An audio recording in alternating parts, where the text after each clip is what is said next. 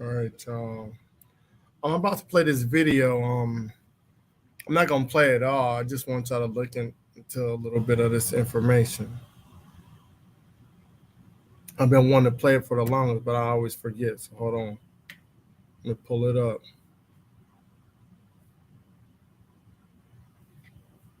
Let me play it. Still 2020 doesn't matter. Today is today. And I'm glad you could join. I just wanted to, since we're on a little run, to just bring some clarity to certain things that people may be hearing, and to just provide some tools for people to further investigate and be clear on reality, is what we're trying to do with these little exposés or whatever, if you will. Peace, Charles, Chauncey, and not a coinky-dink coincidence. Peace. And so in that regard, what I'm going to just present real quick, I'm not going to stay on here long, is something that hopefully you can take further if you're in this line of research. And what I mean by that, there's a lot of discussion now on the colonization of the Americas and who were the people that colonized it, what may be their backgrounds as far as origins and what have you. In particular, it seems to be Europe, and this question of the people from Europe who actually colonized the Americas. So I just wanted to show something, a tidbit, real quick, that people may not be aware of. Peace, Kofi, that can help in your pursuit in understanding this notion of colonization and establishment. And so what we did, please watch the previous video that I just did on the Harlem African burial ground. In that video, we talked a bit about establishment and how the Dutch did it when they established institutions and processes and so forth and so on. But let's take it back even further to rudimentary levels, right? You come in, you bring your ship, you bring your whatever, and you do the proverbial thing of planting your flag, denoting your presence in your establishment. And we can see this happen in invasions throughout history. If you want to get specific to the Mafia experience, you can look at the incidences in West Africa when the Portuguese came in their initial contact, and them screaming out Santiago and with their flag trying to plant it there for some establishment. Side note, they also put like this stone that's in the beach, and I think it might even still be there to this day. Nevertheless, a flag is what you bring and you denote some establishment. Now, colonization and denoting where you're gonna, start your history or your launching point is another aspect of that. So, ladies and gentlemen, thanks to everybody who came in. What I mean briefly is I want you to understand something that you may not have heard of before, but it provides another clue and clarity on who were the Europeans that came and colonized the Americas. One of those things, my friends, this is where the drum roll comes in, is, I'm supposed to have the share screen ready. Tell you, y'all, I gotta help me with my production value, so bear with me. It's the longest drum roll ever. Is the first white child. That, as you can see, actually, we're going to play along because this is the little play along session so there it is in the chat for people to read along with me. It says the birth of the first white child is a widely used concept to mark the establishment of a European colony in the New World. Drop bomb here though. Especially in the historiography of the United States. What that means is, besides planting your flag and denoting your presence and so forth and so on, for the establishment of the colony, It is denoted by what? The birth of whom? Of the first what? White child. This, my friends, if you don't get it yet, shows you who the colonizers from Europe were. So now we have their flags from their nations of origination. And when they do come to the Americas, they plant that flag, but they also have what? Marks of establishment along with that flag. And it is the what? Birth of the whom? First what? White child, my friends. And let's scroll down further to see examples of this and see if I have time to just show you, because we know who they are, because those are the marks for the establishment of those Europeans who came here. Besides their flag, was the birth of that first white child. In the Spanish colony, St. Augustine, as you guys can scroll down and see, Martin de Arguellas Jr. was the first child of European descent. Who was Martin Arguellas Jr.? Was the first white child known to have been born in what is now the United States. Let's see his background. Arguellas was born in 1556 in the Spanish settlement of St. Augustine, Spanish Florida. Martin's parents were Martin de Arguellas Sr. and Leonor Morales. This is also showing and denoting that obviously one of these had to be a female, Leonor, showing you that also, well, we'll read further. Hold on. His father, Martin, was an Asturian hidalgo. Okay, was one of the expeditioners who came to New Spain, New World with captain, was the first, blah, blah, blah, and had been in the charge of mutations in the Florida force of Santa Maria, St. Augustine, as we can see. But what I wanted to show you is, before I forget, there was some misconception that Spanish women were not sent. Now, although they were not sent in great numbers, they were clearly sent. Here is just one example and one name, Leonor Morales, señorita or señora, because Martin was born in Spanish Florida and his dad was there. In order for him to be born, the mommy has to be there too. Thus, a Spanish woman, a woman from Spain, was in the New World and had the first white child. Okay, so that's just Martin. That's the first one in America, period. But there are others, and you guys can go through it. But Virginia Dare, there are books written about her. She is the first white child born in the English colonies. This is England establishing themselves in that colony. We saw Spain do it previously with Martin, the European white child. Okay, so you can read about Virginia Dare. Like I say, there's books about her. Some of you guys in the South may have come across her in your time in school.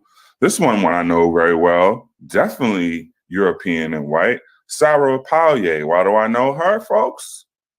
In New York, that's right, the first white child, Sarah Pallier, right, who was Walloons, also showing you that the Walloons who came here, because she's the first one, were white. Sarah Pallier being the first white child, denoting the establishment of the Dutch colony of New Netherland.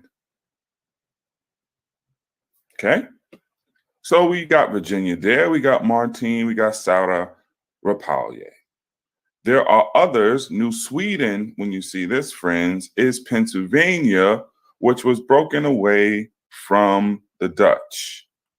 New Netherland broke off and the Swedish took it and it became New Sweden. So that's the area you see there. So we got that region covered. So basically, folks, at this point, we have all of the places in America that the European went, denoting, of course, their flag, and now their establishment of those Europeans coming to America doing what? Showing something else, which is, hey, we are established. We have the first white child. Lastly, there is a marker. Oh, this is recent, man. It may still be up there. I think they might have been taking it down. But if those who are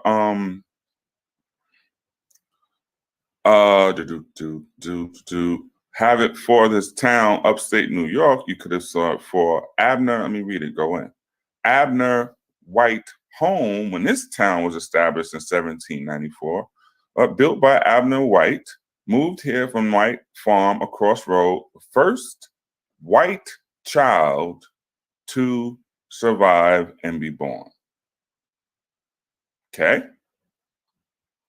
Still historically denoted because it was a part of his history and establishment for the Europeans. One of those things that get lost with all the other stuff that they did and craziness in history that I hope now this may open up for those who are curious and explorers other avenues, and also those who may have been questioning, well, maybe there was the Black Europeans who came and established, and who now, if you had any doubts about that, now you are clear on it because you see the countries coming and you see those countries and how they're denoting establishment, and it is with the birth of the first white child. Let me just look and see if there's any questions, because I did not want to keep this that long. Are there any questions? Is this clear on how Europe, when they came to the Americas, established their colonies and denoted what they have? Thanks for the 33 people who came. If you'd like to support, definitely like the video and share. If you'd like to support, of course, you can do it via Cash App. I appreciate it. I did the research on the GoPro cameras, by the way. I think I'm gonna get one of those. I was watching all these crazy videos last night, whatever. So yeah, but I just hope that this is clear and brings clarity for all those who just tuned in. Real quick, please, Ivan. And we were discussing Europe and just various other ways to find out who the people were that came and colonized. We even saw the English and the Walloons and who they were, and they denoted that presence by obviously establishing and colonizing, but the birth of the first white child. And then we went and saw that in Spanish Florida in particular, St. Augustine, because that has been a name that has been going around for different reasons. That's where that was in Florida. And it was noted, hey, we are established, us being from Europe, in this new place that we're calling New Spain, by the birth of the first white child. Okay? And when you're doing your historical research and stuff like that, you're looking for, okay, what were the reasons and motivations for man to take that action? And then, what kind of institutions were set up to achieve that? With war, you bring military and you do certain things. With establishment for colonization, you do certain things. You're setting up society and you're setting up other type of institutions and blah, blah, blah. But you have key factors in denoting these processes. And that's what we look at when we look at history, right? We're looking at manifests and records and papal bulls and, all of this other stuff. So within that are these little nuggets as well as understand, okay, you have to have a certain number of people to come and colonize this new area in order for us to give you this charter or this grant. And this is what things are called. This wasn't part of it. Peace, Nuru. This is a little overtime. So what you have, folks, let me just share this real quick. There's things called, we could probably find it on Wikipedia. You have something called head right? And this is what happens. And the Europeans had these head right systems where because they had to get a certain number of people so they could get acreage in the New World, they would get these people, from prisons and poorhouses and whatever, and get them over there. Those people couldn't pay their ways to the New World. So what happened is the person with some money, I pay your way, you come be indentured to me for a certain period. That's one way, right? And then in return, what happens is the person who has the land in America gets certain acreage, as you guys can read here and do on your own. Most head rights were for 1 to 1,000 acres of land and were granted to those who are willing to cross the Atlantic and help populate the colonies. This is how the colonies get populated. And those willing are some who the most desperate for a number of reasons to go and take these indentures. They're coming from Europe. These are white indentured people who are indentured servants. And as you can see, this head right system was used in these primary places like Virginia, Maryland, Georgia, North Carolina, South Carolina, the Plymouth Company. So pretty much everywhere. This is how population and colonization, this is where they're actually getting the people from and why they even coming. It wasn't like, hey, let's move to some place we've never even been on the other side of the world to go. And no, these were people in a lot of cases had no other choices and options. And they get suckered in there, and they also get kidnapped in a large number of instances. Yeah, a lot of the people who came early on were kidnapped from Europe, and they were white. So this is the head right system, and then you guys can read at your own time on this contrast with the slave system and why they chose to use Africans and not those people. This could go on and on and on and on and on, folks. This is whole classes, if you will. Is there any questions? Yay, nay? Everybody got it? Yeah? You guys are smart. I know how to add one question, but I guess the internet is smart. You say the internet is undefeated, so I guess that's true. So, okay, we kind of recapped on what we did in showing the first white child and showing these Europeans, whatever. I know there were, I'm not going to get into that. I want to stay right here. So Sarah Pallier, who we have from New Netherlands, and Virginia Dare and all those people, their historical background because they have lineage that still goes on. So it is clear and evident that those people are white. It was the first white child and of European descent. So I don't think at this point that should be in.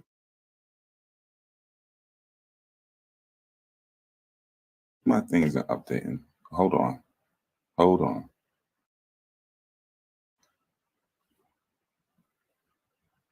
Oh, hello? Hello? Well, I think I see what's going on. My computer's freezing. My fault, folks. I think you caught most of that. But yeah.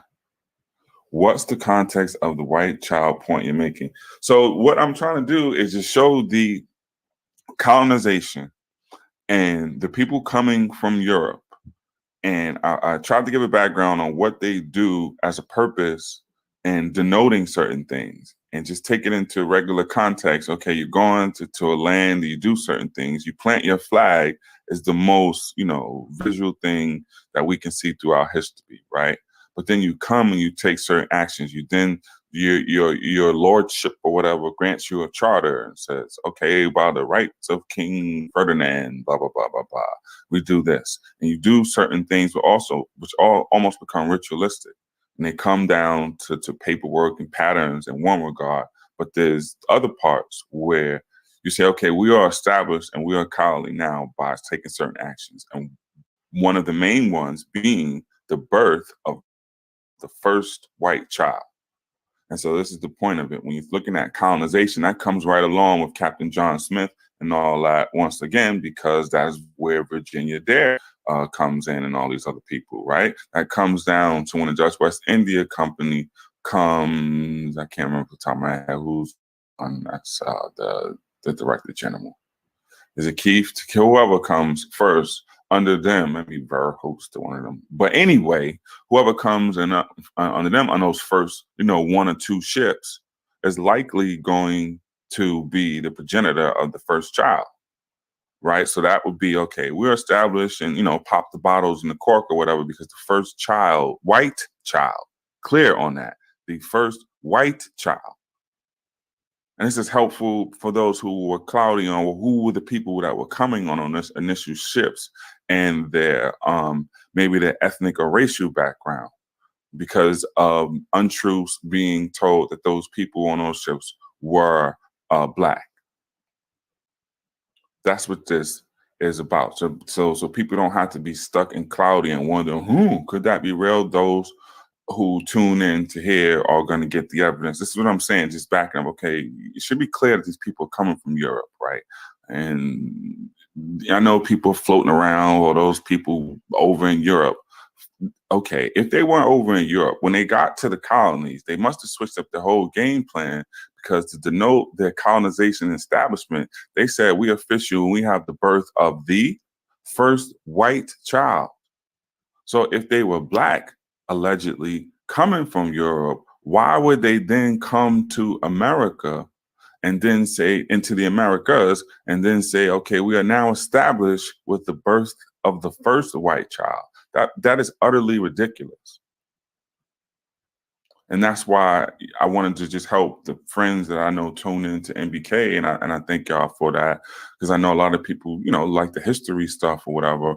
So when you're doing your research, this is another thing, like, you're not going to learn this in school. This is one of those parts of history they don't tell us. They don't tell us that, they sold young white girls as for tobacco, and they were the mothers of the country. They're not going to tell them they had things called the king's daughters and all this other stuff. So there's certain parts, obviously, that their bad stuff they're going to leave out, but it's an essential part of the story for a number of reasons, But in this instance, to show these are the people who were established and came over from Europe and who they were. Okay, the record is clear, and it's indisputable. And that's what's to see. Like, people are playing around with silly parts of history, and eventually, I'll show the J. Rogers stuff that they're manipulating, and we'll get to all that somewhere down the line.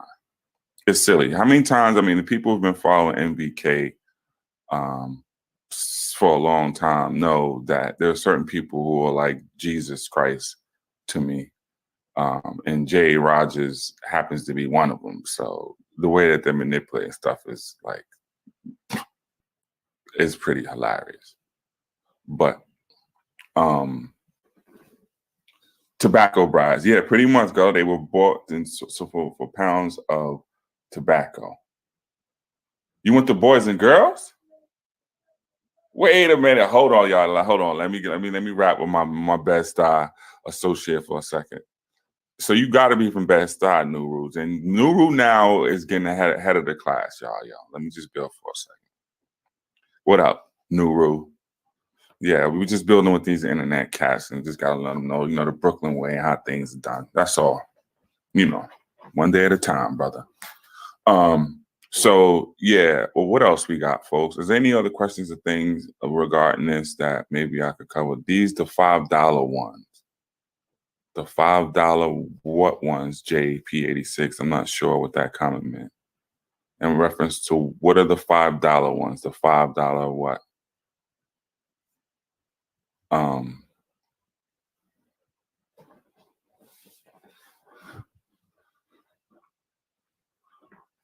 There we go, melanated. See, Brooklyn always in the building, folks. You see this? This is live. This is not planned or orchestrated. That expression is real and authentic. Anywhere you go on this planet, people really do go, is Brooklyn in the house? And somebody is going to stand up and be like, we right here. That's without question. I want you to see this happening in real time, y'all. I know Alan Brown, Rob Bourne are somewhere furious that it always happens, but Brooklyn is everywhere. You never there. You heard? So what I want to say, around this topics, that's what I'm saying. If there's any other questions dealing with this, and these origins. So, okay, briefly. So now you saw the questions of the Walloons and who those French Walloons were. They were Europeans. They were white Europeans. And actually, here's something that is interesting. It's going to lead down a whole nother thing. But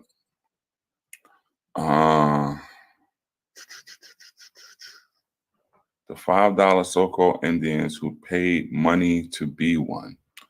All right. So this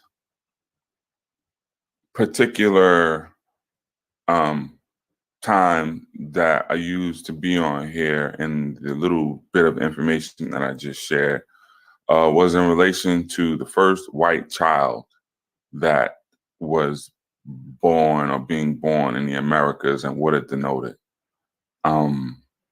The Indian did not come into the equation.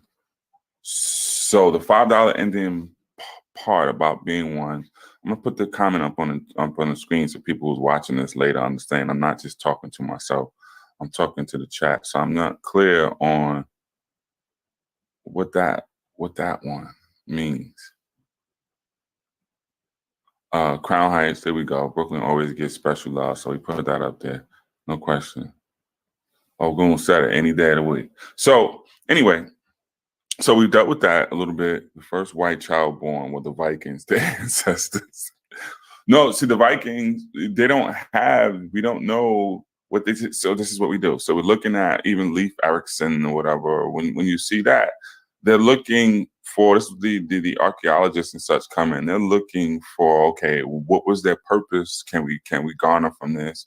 And how they set up? Was it what I mean by that? Okay, this may lead somewhere.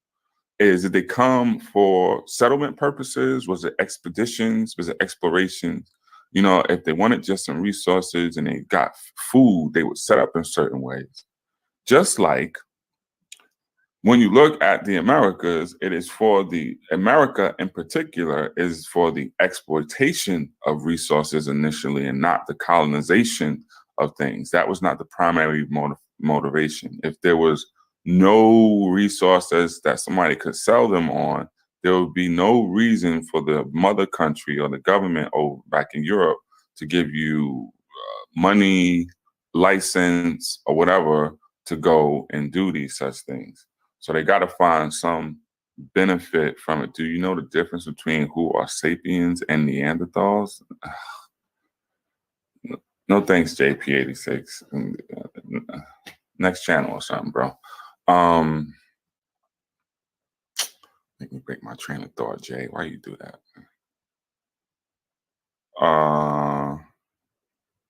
Excuse me, internet, for the pause here. I'm trying to get back on what I was talking about. So I think I was talking about the Europeans coming over here. Oh, exploitation of the resources, right? Without that, they wouldn't come behind and then colonize, because they had to be sold on that. Just look at the case of, like I say, New Netherlands in particular. In that region, is they had to be sold by something. Oh, let me show you in real time. All right, y'all get a little extra bonus for those to show you, in particular with New York. So we got the head right system.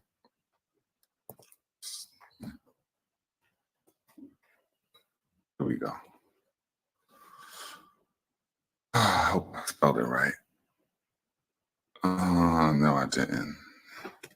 It'll give me, if I get close and I'll put new.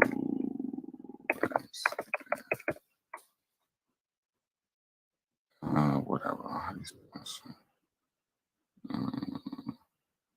Oh, here it is. It's on Dennis's site. So anyway, this is the I won't start. I won't give you all that.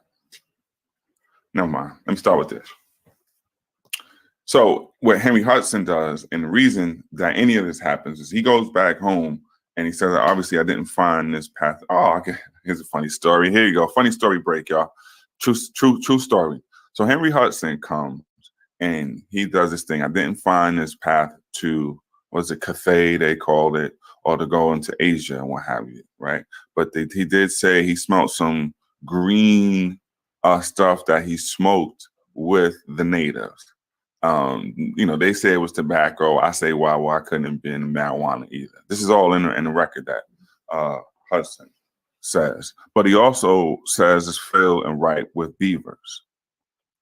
And so they say, okay, fine, you could do it for the beavers. But this was the key for the Dutch, folks. This is why we have to understand the complete story of what Europe's motivation was. The Dutch and the English are coming to America and in the side at all to be nosy on what the Spanish and Portuguese are doing and to interrupt their businesses because they are at war with Europe. And let me go through this again because there's some new people here. So I'm going to pull back even further to show you some of the motivations and why things are happening.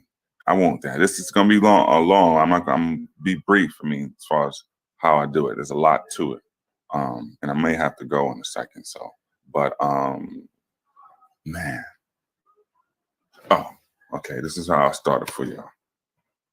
I want to put the tab in there so I know people tuning in. Y'all might want to play along and get your nerd on for a second because Uncle Truth going to tell you 1,000 times. So now everybody's going to have it. Okay? Here you go. Play along.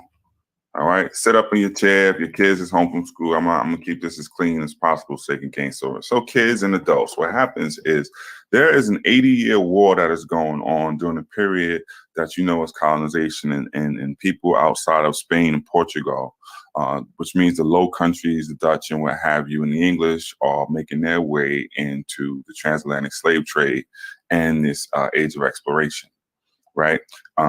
In some regards, the English are apprentices to the Portuguese and Spanish by virtue of some of their businessmen going there. So they're learning of the resources that Portugal is getting in returns from Africa, notably things like the elephant tusks and different fabrics in gold and stuff like that. And so England, who's going through a little bit of other strife still, is not in the game just yet, but those early people are. And this is where you get the history of people like your Hawkins family and what have you that come later. However, there is a 80-year religious war that is going on. What they have not told us about in school and taught us is that there was a war of Christianity going on where all this thing is coming about. The Catholics are fighting the Protestants. Some of you guys are into, some of the religious studies or whatever, know that the Protestants and those folks that broke away from the Catholic Church, because at one time England was Catholic as well, right? So they break away and they protest, or the Protestants that come up. But then there's other, fights and skirmishes where these countries are breaking away. So there's literally an 80-year war, as you guys can read on your own time. It's the Catholics versus the Protestants is the easiest way to understand it. And within that, the Low Dutch countries breaking. If y'all cannot see the screen, go into your just click the bottom right, and it'll make the whole screen big on. I don't know if y'all watching on your phone or on a laptop, so y'all can actually see what he's talking about. Because on my regular screen, it's going to be small for y'all. So just make your YouTube full screen on your phone or on your laptop so you can see exactly what he's talking about. Away from the other ones that want to remain Catholic and under the foot of the Catholic Church. Okay, so within that, folks, what I want you to do is to scroll down and click on this because this is the most important part. Click on the thing that's called the 12-year truce, right? And what you'll understand that there was a 12-year truce that goes on, friends. And within those times, right, you're going to see that the English and the Dutch are making their way to the New World. Don't they come and start in 1608 and 1609? Yes, because they're saying there's a truce, so we're not going to pirate and have naval wars. And so the English and the Dutch have a smoother way of getting out to come and supposedly look for this pathway to Asia, but also spy on what Spain and Portugal are doing across the water because we have a truce now. This is the bigger picture, what they don't teach us in school. So you could be like, oh, this is a war between, Christians was having a war and they truced and all this other stuff was going on. This was going home back in Europe, friends. So you have during this 12-year truce, you're going to notice this age of exploration. It may even be in this article. It's not, but you know that Virginia and all that stuff is what, 1609. Now watch this, 1609 to 1621 is 12 years. Those are the years of the 12-year truce. When does John Smith come out? When does Henry Hudson come out? All during that time period. The nerd's gonna go like, yo, that is crazy. Yeah, it was during the truce, so they could do it, so they wouldn't get attacked and on the waterways. But Holland and the Dutch, remember, are now making a play. Those who are studying West Africa also see with instances like Queen Nzinga and other ones. Wait a minute, the Dutch and the Portuguese are the ones that Queen Nzinga made fight. Yes, the Dutch are now coming and they want to put pressure on the Portuguese places because they want that money, right? So now they messing with the Spanish and messing up the Spanish money over in the New World. Now they trying to set it on the Portuguese even harder. So, friends, watch this. What happens at the end of that, this goes right into the connection of the previous presentation that we did on the Africans of New York, and you can see why things take place when I gave you the history of this company who founded New York, the Dutch West India Company. When did the Dutch West India Company start, my friends? June 3rd, 1621. When did we say that the 12-year truce ended? 1621.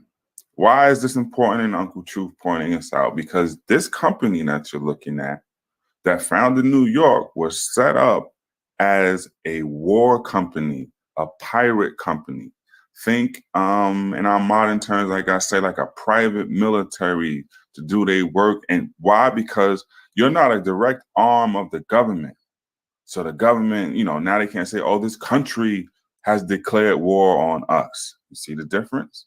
So Portugal can't say, oh, the Holland has done this. No. So now you got this Blackwater type of organization, a la the West India Company, that is the one that's pirating the ships, that's taking the forts over and doing all those things. And this is a publicly traded company.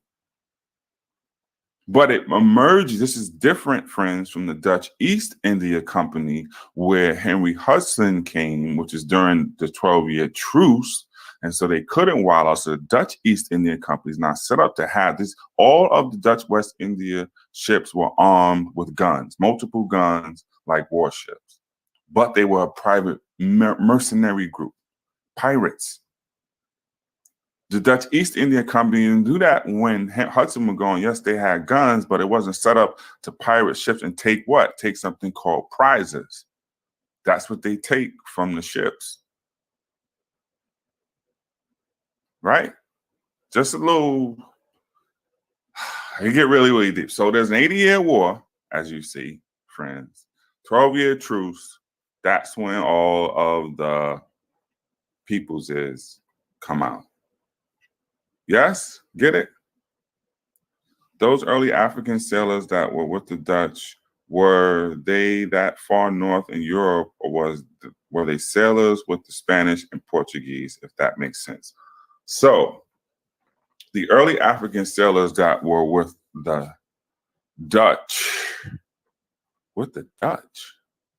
What early African sailors? If they're going to be early African sailors with the Dutch, they're going to be West Africans that were probably and likely extracted at a young age and, bred and not bred, raised in Europe and come on those ships. I don't have any that came with the Dutch like that. You're going to find more that came with the Portuguese or Spanish, who, you got to remember, we're talking from 1492 when we're really picking up. There were children, other children from this Creole type of culture who are a part of it. Plus, you have those Blacks who have now been in Portugal and Spain for half a century. And who are those people? If we're saying and noting that actually we go back even further, we're saying 1415 and 1418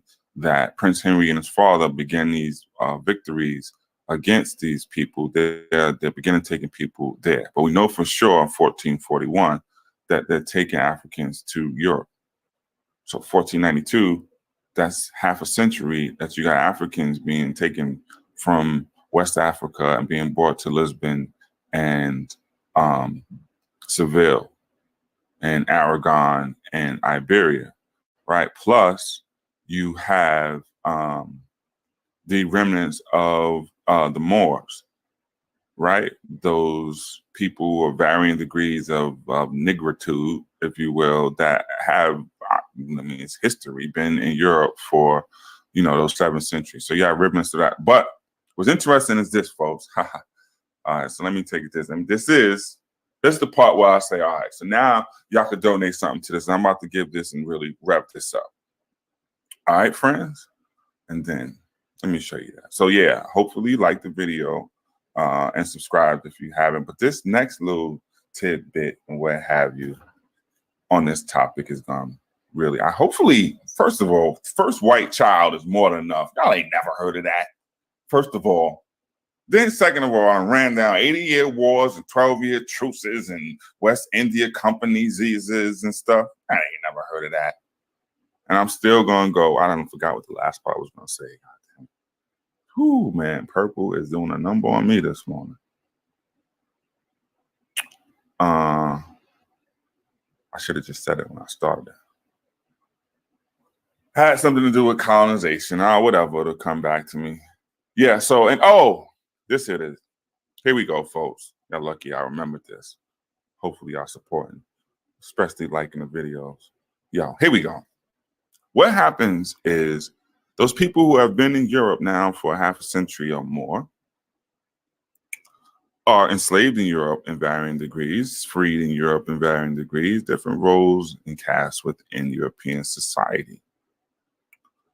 One of their main functions that they do, check this out. Check this out. Get close to the speakers, y'all.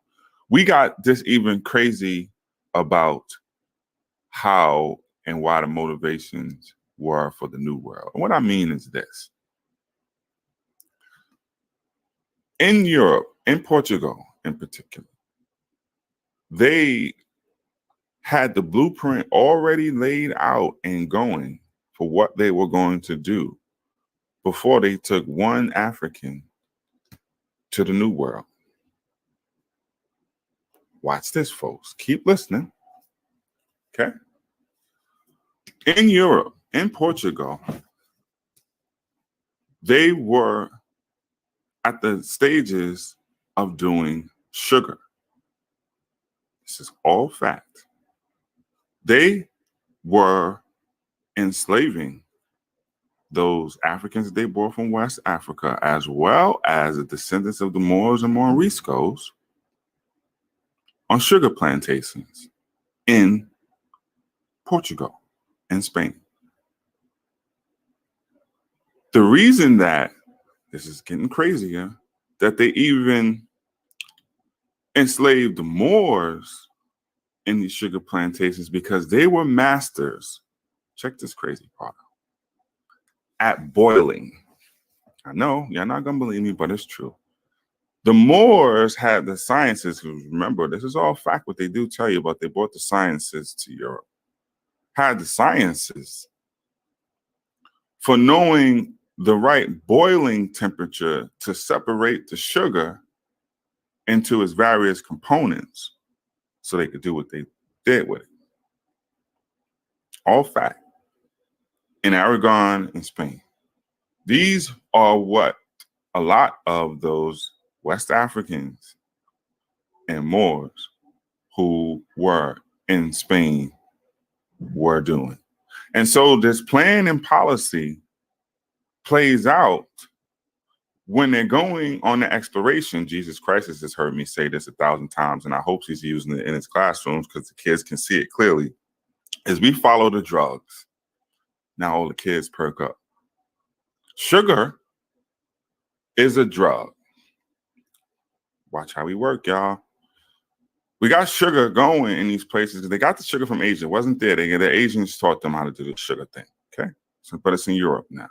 So they got the Moors and the West Africans enslaved and working and doing that. So now when they go out and we say these victories are occurring on these islands, and we can clearly document them.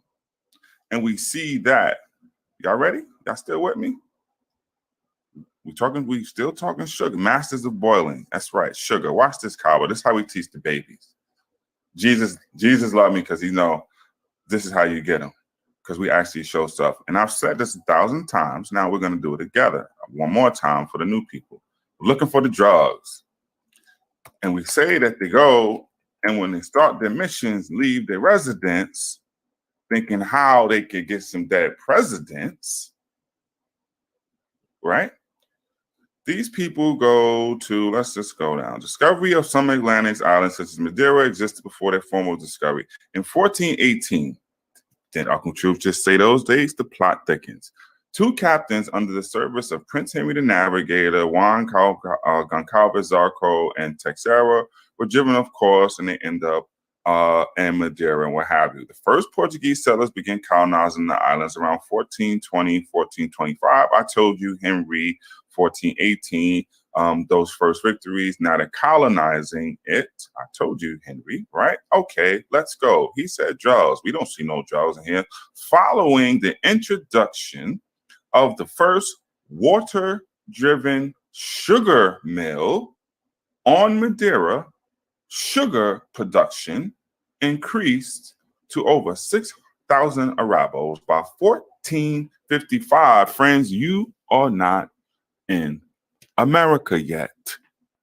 They are doing what?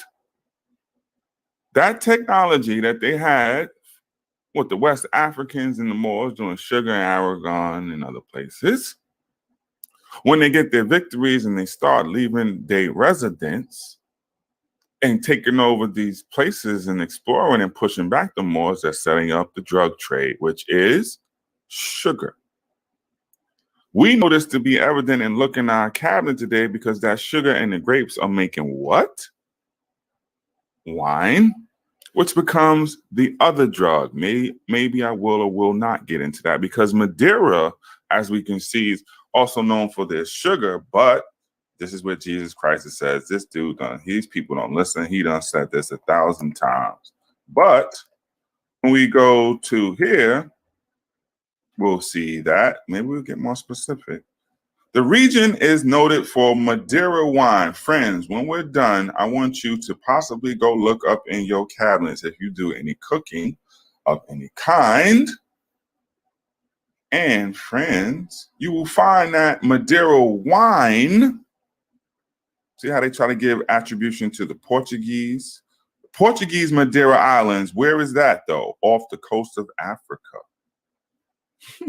Because those wars, Ceuta and Madeira, are still disputed territories. Nevertheless, we see the drug trade materialize and transform before our very eyes, and you ain't stepped foot in America on no sugar plantation in Jamaica, Barbados, or near place else yet. My history nerds is like, woo, that's crazy. Yo, that's crazy. Okay? I'll just leave it at this. The island of Madeira have a long winemaking history dating back to the age of exploration. When Madeira was a standard port of call for where ships heading where? To the New World. Okay? Bing, bang, boom. Let's see where we at. Huh? Y'all still with me? Charles, they still heard me?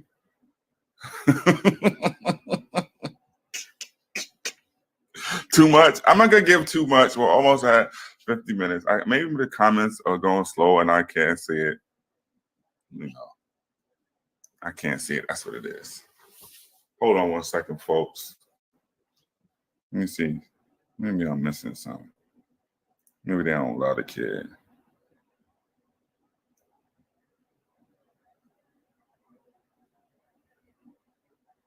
Nope. They don't allow the kid. So yeah, folks. Just give me 1 second and then, we can proceed. Pardon me.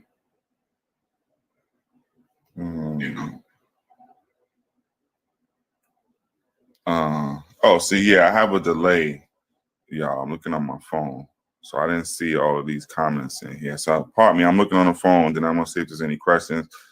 Peace, Gullah Juice. I see Masters of the Boil, Auto Group, Shaz, Follow the Money. Now it comes up. This is so weird. Now I see it on my computer. What the heck is going on? Okay. So Masters of the Boil, yes. Peace, Jesus, peace, Shaz. Southwind, how are you? Internet Indians, the clickbait is real over here. Y'all stay pressed like an Easter Sunday suit. It's quite comical, though. Actually, the bait that's over here is the bait that gets the guppies like you over here. So then it could go back to the big fish. And the big fish know that when they play silly games and give perverted histories, that the big shark in the water is going to come and shut it whole down. So it's not clickbait that you're hearing. That's the theme song for Jaws. That's causing nightmares in your soul. And it starts with self-denial who you are. Because if you got to run to Europe and chase down this misnomer or ridiculous notion that you're some Black Scottish or Black Dutch or Black French Walloons or Black English or some Black Scottish king of Scandinavia or the Viking lord, or then search all around the world except for the one place where everybody says, hey, that's where the Negroes are from. The only place on the planet that will have 3 empires, 3. Nowhere else on the planet had 3 of them. That place in West Africa where all the West African deniers hate. No, not clickbait. You should have clicked on the right things a long time ago. That's the place that had the empires and the place of origin. So we didn't have to look over in Europe for Black people, because there's a whole bunch of people playing find the Negro everywhere but where the Negro is from. That's what's really happening. So, and they know they're all sons. I've stated that clearly on a number of occasions. There's no dispute, all sons.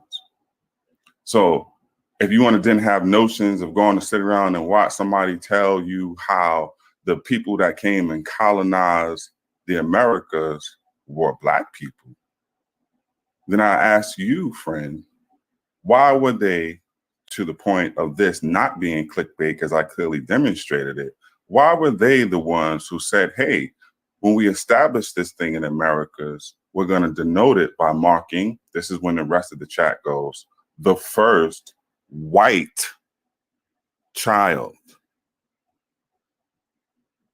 They didn't say the first Black child, since they were allegedly Black Europeans on those boats. They said we are established by the birth of the first white child.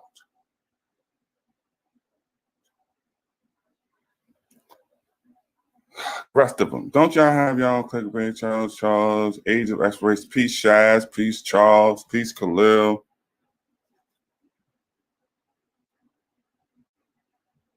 Thank you, Nuru. Nuru, once again, see, Nuru gets another one. I've seen these comments like Nuru, not only being a Brooklynite, was actually in Suriname. Guess what, folks? There's Black people that still live in Suriname and know their history. None of that says, yes, my ancestors are the Black Dutch West India Company. Friends. The West India Company has records. Okay, I got to do this. People don't watch the things on MBK, which is fine. You don't have to. But if you're going to tune in, at least do us the credit. Actually listen to us saying if you want to dispute something. Because you're disputing things not based on facts, because you're clearly not watching them. So what I'm going to do, once again, before I get up out of here, is go real slow and show you. Okay. I'm going to show you. All right. Where's he? Where's the dude? Where's old boy? William Uso Link. Oh, yeah, I hate doing this. Bear with me 1 second, then we can get to it. William Uso Link. Watch this, y'all. Dutch. They'll do it like that and it'll come up. Right? They got some explaining to do.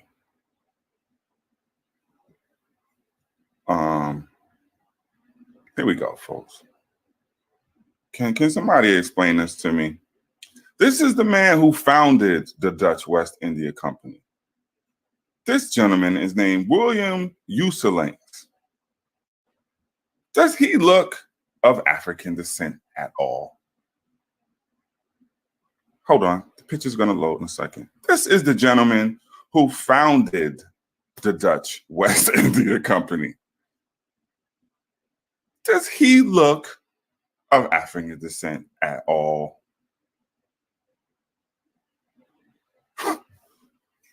I mean, what planet? What planet?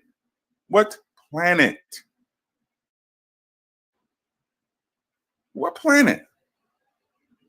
All right, let's get some more once my computer won't act up now. Okay, I'm sorry, y'all. My computer want to act up, so I think it might be a delay. But well, let's see. Let's you know what? For this next 10 minutes or whatever, if my computer want to act right, for this next 10 minutes, if my computer want to act right, we're just gonna run down people that I just know at the top of my head from the Dutch West India Company, and let's see his background. He was born in Antwerp in a town of major upheaval. His lifespan covered the 80-Year War, which the people in the chat know about now, which was a Dutch revolt against Spain, resulting in the secession of the 7 colonies. So he's from Antwerp. He ain't black. That's number one. Let's go to the other people just off of the top of Uncle Truth's head that he may know. Peter, come on, Stuyvesant. He was the director. Hold on, 1 second. Let me give you the link. Hold on. See my computer acting wacky. Don't take two European established the colony of Virginia in 1585, but didn't have the first white child until 1587. Wait, what? Hold on. I'm gonna get to that. It's like go all over the place. I just want to clear this up on who the Europeans were first, so we'll be clear on why they would get to the first white child. So here's the Dutch. So now we have William Uselinks, who was here. This is Peter Stuyvesant. This guy. Are you gonna tell me that he is black and of African descent? He was one of the leaders of the Dutch West India Company. Huh? So now we have all these people who are coming over here. Hold on, because at the bottom it should have the whole list. Oh, let's go another one since it's right here. This is Peter Minuet. I know you like to play the picture with the darkened lens, but let's see here. You're gonna tell me He's black or African descent? Huh? Okay. Let's see his background. Peter Minuet was born in Wessel in a Calvinist family that moved from the city of Tournai in the southern Netherlands to Wessel in Germany in order to avoid Spanish Catholic colonials who were not favorably toward Protestants. His surname means midnight in French. Uh-oh, you're going to tell me midnight because he was black? No, fools, it's just his name. Next. So that's 3. I mean, how many people you want from just the Dutch West India Company alone? You see how silly it looks, y'all? I have been to the Dutch Embassy, to numerous meetings. I have been to the New Netherlands Society. It's in New York, folks. I know all about this weird stuff. Where are they saying that they black?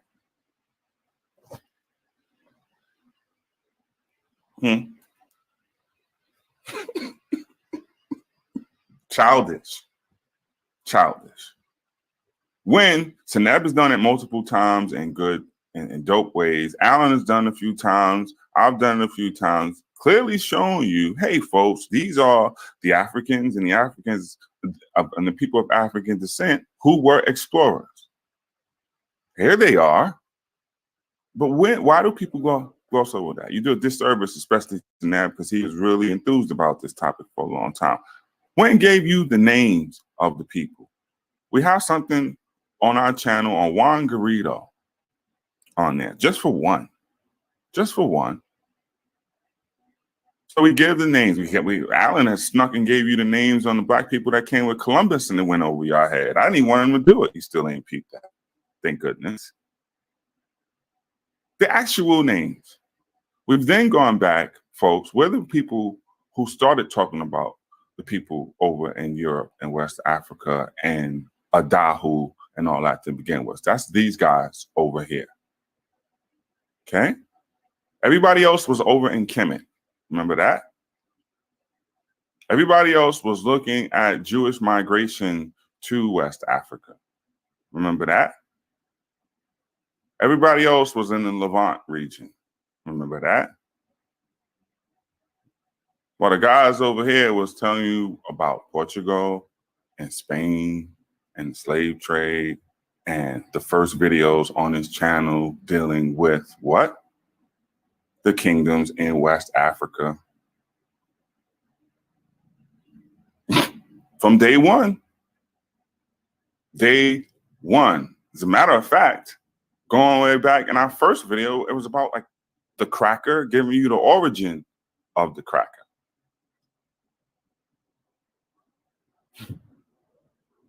It's only new to you. Yo, hold on. Let me get my man out. Yo, I ain't staying here all day, dude. So hold on. Let me give you this link real quick. Hold on. Peace. 70 people. Peace, y'all. So I see some people came in late. You got to rewind the video for a bit. I don't want to recap everything as far as what we covered, but we covered the reason you see the title because we explored and studied and looked at the first white child being born in Americas in each of the colonies and the histories, the background, and what was the significance of even mentioning the first white child. And it had to do with the establishment of the colony. That was a symbol of denoting the establishment of the colony. And then we also went into, I think we talked about the 80-year war and the significance of that when we take a step back and look at why would these explorations occur during that time period, and specifically what's the motivations for England and the Dutch to get into the game. And it needs to be clear that the main motivation was to exploit the resources and not to colonize at first. What up, y'all? Hello? Mic check. and not to colonize at first. It then switches to colonization in this. Peace, brother. And he got the MBK jersey on. Yes, son! What's happening?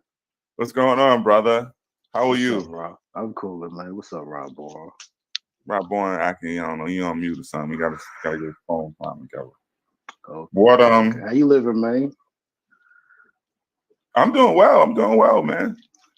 I just see rumblings of things, and I just wanted to just figure out. I know a lot of people are, doing their research and reading in various ways to just point that out, like, showing these things of the first white child, because, like I said, you're not going to find that in the history books. That's a fact. You're not going to find that. And then when the Spanish came, they really said this was for the first white child. And so that's important to see, because then it leads to you understanding the relationships and the dynamics that they had, right? So what it does is we begin to knock away the mythology for what they taught us, right? And thinking that some people says, oh, we're just going to pack up everything and go to America. And, no, that was not the intent at all. There had to be a lot going wrong and a lot going on for you to want to just pack up and go, right? Oh, definitely. Mm-hmm. These religious people were being personally persecuted, and this is what happened. Here's an interesting thing. Oh man, I don't know if I can show. Anyway, just listen to the story, y'all. The French Walloons are just like the Pilgrims, so it wasn't like they just came with the Dutch initially. They was going around to just like Columbus ran around and different people for money. They was running around trying to get the best deals to go to the New World, right? And because they were being persecuted for whatever reasons. But the thing was, they could have this, basically this freedom to do what they wanted. But they kept negotiating, saying, okay, if we do go over there, you're going to have to give us X amount of cows, horses, provide this, that, and the third for us. And so they wasn't getting deals from certain places. And the Dutch, in this instance, says, okay, we need to have people over there because we're moving. Remember, the Dutch is already there from roughly Juan Rodriguez in 1613 and 14. And now the first real settlers don't get there until over a decade later, right? Because people understand we're moving from commerce and just exploiting the land to actually colonizing it. So we need people to colonize it. And then we look for these people who may have some work ethic, right? The French Walloons and some of the other Dutch people were craftsmen. And so when that gets down to how we talk about building society, look at Pennsylvania, the Pennsylvania Dutch. These are the people building the cabins, and the Amish still out there doing their stuff, whatever. They have specific skills to what? To build an infrastructure for a community. What I'm saying is we gotta break all this stuff down onto really basic levels to understand why these people are doing things and motivations for doing it, right? And then when we do that and we go back even further to what we're talking about specifically, and we look at these things for establishment, right? So then that leads to charter, right? In the case of the servants, now these rich people are getting large swaths of land and getting these servants to go over there and, basically being their landlord for a number of years. And then they start not awarding them contracts. So now you become unindentured, right? And you're not getting the lands that you were promised, right? This, friend, is the beginnings of the motivations for what I see people are hollering about now when dealing with Bacon's Rebellion. This is what is leading up, friends, and when you actually study history and what's going on, right? The indentured servant is not getting the land that was once promised because the government is making peace treaties with the Native Americans, so they don't want to push out further to get more land. And the big landholders in the Caribbean as well are not giving up the land. And here's the thing, Caribbean was even harder because to make the money was the sugar. to sugar, you need the equivalent of millions of dollars to get in the game. That wasn't every servant who went over there, right? Mm-hmm. So then it's creating distinctions in classes and something called the what is it? The big farmers and the little farmers and blah blah blah blah blah, so forth and so on. But you know, the internet plays bullet point history in this weird way. So what we try to do is at least give something cohesive. So if you want to do some further research, you can take First White Child, you can take the French Walloons, you can take things that we're saying and do your own research. That's all it is. This ain't the, this ain't the be all and all. You now have the words and the concepts and the names that if you choose to do further research, you have the ability to do search. But you can't go and look up First White Child if you never heard of First White Child. Exactly. You get it? Exactly. I couldn't ask you about if the Vikings were their ancestors or not, unless I was looking up. If the who? Vinland. Remember, I asked you about that question if the Vikings were ancestors or whatnot. Because I was Of looking the at Dutch? Vinland, but of the First White Child. Remember, I asked you that question earlier. Oh, Yeah, yeah. Okay. Yeah, I couldn't even ask you that if I wasn't looking up the Vinland and where they came from and whatnot. You know what I mean? So you got to get a piece. You got to have something to start with. Now, start looking. Yeah, but now them, if you're looking for a case of people who may not have brought women with them, now they might not have because those were fishing, from what the archaeologists are saying and doing, those are fishing settlements. So they're going out there strictly, like, you know how people today go on them big, go to Alaska or whatever, or go like out to Massachusetts and go on the boat for the whole season or whatever. Those type of things. So they're going, and they got some familiarity with the Atlantic waters. They're going to that Newfoundland coast and all that other stuff to do fishing and get the oil skins and all that other stuff. They ain't think about colonizing. No, exactly. And if they don't get I'm sure they went and saw something that looked like they could get some butt from. So they probably got some. They went to Sexton. They went to Texas. What's up, Alan? Okay, so while Alan's coming off of mute, let me finish. This is why I remember it. Don't do pot, folks. It ruins your short-term memory. I've been short-circuiting all day. What I remember it now is Henry Hudson. This is the other part of the story, y'all. Check this out. This is true story, y'all, which y'all about to hear. This is what I tell the kids as well. They love to perk up and be like, yo, that's crazy. So Henry Hudson, when he comes, he does not find that pathway to Cathay or India or whatever he was supposed to go, right? He is allowed the opportunity to try it again, right? So he comes back again, and there's these big ice patches there, and the crew basically mutinies, right? He tricks them. They mutiny against him. Friends, this is a true story. This is how Henry Hudson's life ends, as we know it. The ship mutinies. They put Henry Hudson on a little raft with his son and one of the crew member, and I think 2 bottles of alcohol, and pushed them off. Henry Hudson is never seen again. True story.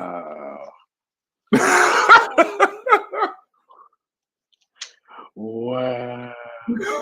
Friends, you can look it up right now. True story. Oh, there's other ones too. These explorers have the craziest endings to their life. Seriously, crazy. Like, yeah. Wait, hold on. Let me check my cash. I got one more. So that's what I'm saying, Gullah. If they contribute, I could go all day. I'm really a Nazi with this shit. See, but I can't give it all. Wow. Free. Look at push off the damn human. Huh? That's Yo, crazy. put his son, once again, put his son on a boat, right? And put him and his son on a boat, push them off into the water, and let him go. Y'all want one more? Let me see. Let me check my cash app, then I'll give you one more. Okay. Let me check my likes up. What is it? Likes up, likes, and everything.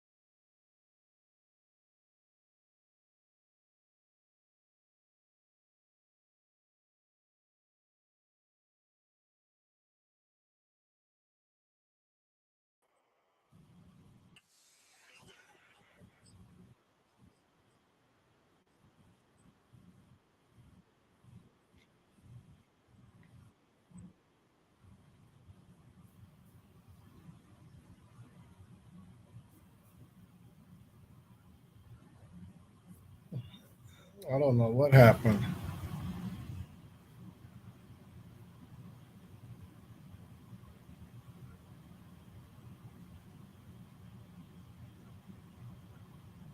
I was cooking. I wasn't even in here.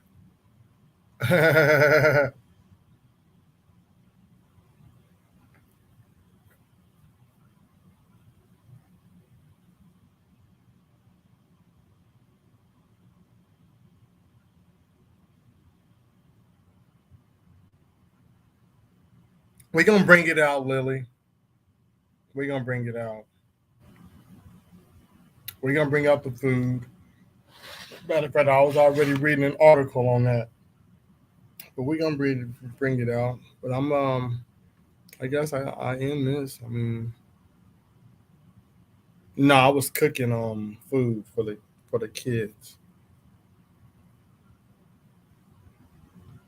I mean, let's see if any is anybody live. Who's live? Is Vanna live?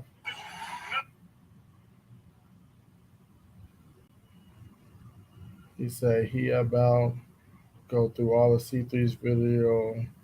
Okay, Mo's on somebody's live. Y'all go to Be For Real's live. Mo up there. That was his last point that he made to try to end the debate with my husband. What are you talking about?